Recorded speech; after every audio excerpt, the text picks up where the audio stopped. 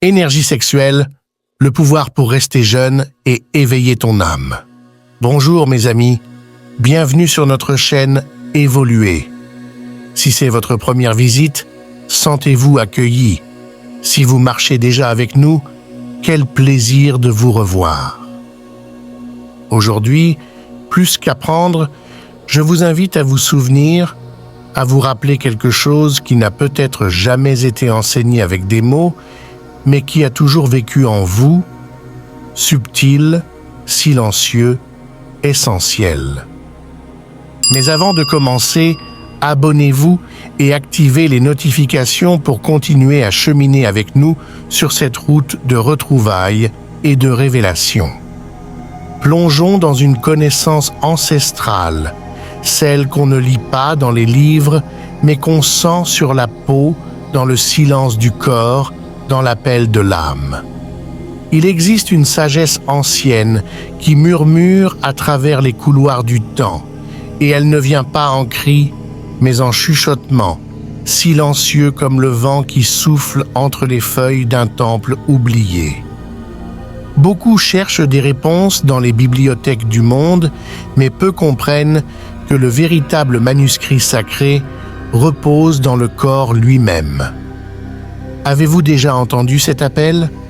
Cet écho intérieur qui dit qu'il y a plus, que vous êtes plus? Ce n'est pas juste une intuition, c'est un souvenir, la mémoire de quelque chose que l'âme savait déjà.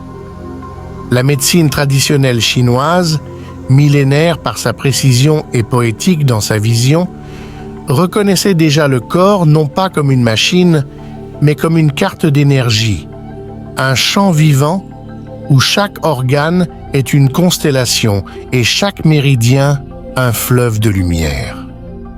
Imaginez votre corps comme un temple vivant où chaque mur, chaque pièce, chaque symbole est rempli d'un but subtil. Le cœur, par exemple, ne fait pas que pomper le sang, il abrite le chêne, l'étincelle de la conscience, l'esprit qui observe et guide. Le foie, c'est le général silencieux, celui qui trace les stratégies entre rêves et décisions. Et les reins, gardiens des eaux internes, ne retiennent pas seulement la peur, mais l'héritage vital, le jing, l'essence d'où tout jaillit. Chaque organe est un personnage dans son propre voyage énergétique.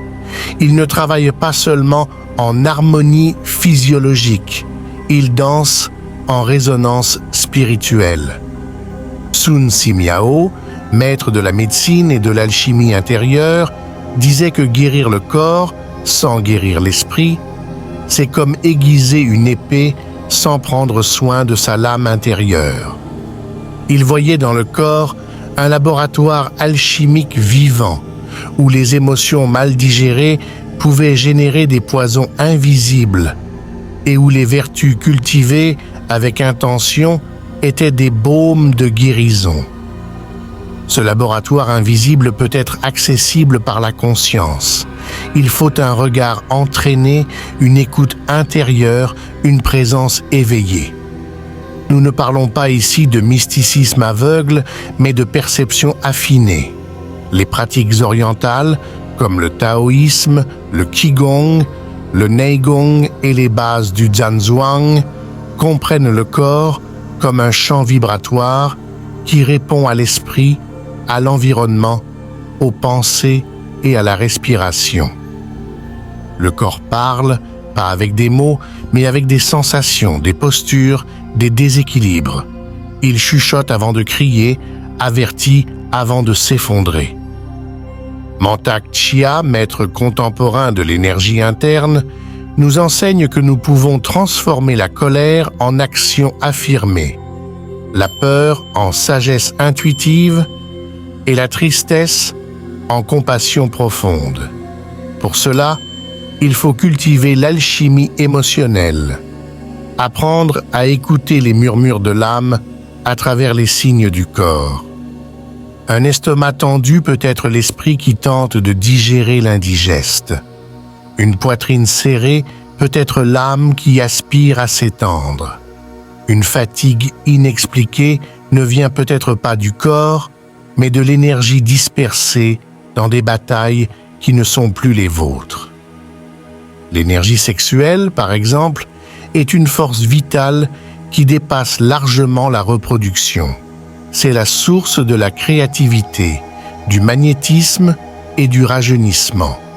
L'alchimie taoïste enseigne à affiner cette énergie en la faisant monter par la colonne vertébrale jusqu'au centre supérieur, transformant le désir en puissance créatrice. Les reins, qui stockent cette essence primordiale, doivent être nourris par des pratiques, un profond repos et une intention consciente. Une vie vécue dans l'excès, le stress et le vide épuisent ce jing, raccourcissant non seulement les années, mais aussi la lumière de la présence.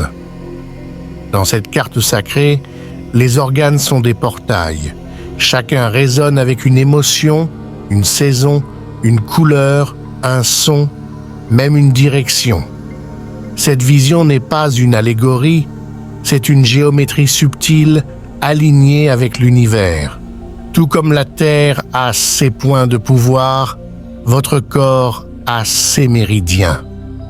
Tout comme il y a des constellations dans le ciel, il y a des points de lumière en vous qui peuvent s'activer. La médecine traditionnelle chinoise, l'Ayurveda et les savoirs anciens de diverses traditions pointent tous vers la même direction. Le corps est sacré et son énergie est malléable. Et en parlant d'énergie malléable, il est impossible de ne pas mentionner la respiration. C'est le pont entre le visible et l'invisible. Respirer en pleine conscience est l'une des façons les plus directes d'harmoniser corps, esprit et âme. Des techniques comme la respiration abdominale, l'orbite microcosmique et la respiration des os sont de véritables clés pour accéder à des niveaux plus subtils de vitalité et de perception. Par la respiration, on peut débloquer des cuirasses, dissoudre des traumatismes stockés dans les tissus et réactiver des circuits oubliés. Ce corps que vous habitez est une bibliothèque vivante. Chaque cellule garde des mémoires, des histoires, des douleurs et des miracles. La science moderne commence à reconnaître cela à travers l'épigénétique, qui montre comment nos émotions, habitudes et environnement influencent directement l'expression génétique. Autrement dit, ce que vous ressentez, vivez et pensez peut activer ou désactiver des gènes et cela change tout. Vous n'êtes pas prisonnier de l'ADN, vous êtes co-créateur de votre biologie. Et c'est là que le voyage devient personnel. Il ne suffit pas de comprendre avec l'esprit, il faut sentir avec le cœur, intégrer avec le corps, agir avec l'âme. La vraie jeunesse n'est pas seulement dans une peau tendue, mais dans l'énergie qui pulse dans les yeux, dans la présence qui rayonne dans le silence, dans la légèreté avec laquelle on marche sur la terre. C'est l'esprit éveillé qui rajeunit le corps, pas l'inverse. Quand l'esprit s'éteint, même le corps le plus beau perd son éclat. Vous n'êtes pas ici pour survivre, vous êtes ici pour vous éveiller, pour vivre avec l'âme dans le corps et le corps dans l'âme, pour comprendre que la douleur est un appel, que l'inconfort est un maître et que le silence est un portail. Que lorsque vous ressentez, le corps révèle, et quand vous écoutez avec le cœur, la sagesse parle.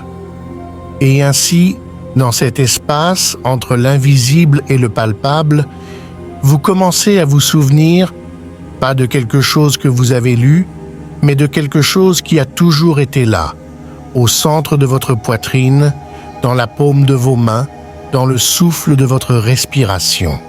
Le corps est plus que biologie, c'est un oracle silencieux. Il suffit de vouloir écouter. Si ce message vous a touché, partagez-le avec quelqu'un qui doit réveiller ce souvenir. Aimez, commentez et abonnez-vous pour continuer à découvrir ce qui vit au-delà de la matière. Merci d'être resté jusqu'à la fin. Et souvenez-vous, le corps est le miroir de l'âme et le temple de l'invisible. Honorez-le comme vous honoreriez le sacré. Évoluez, découvrez votre meilleure version, un voyage sans fin.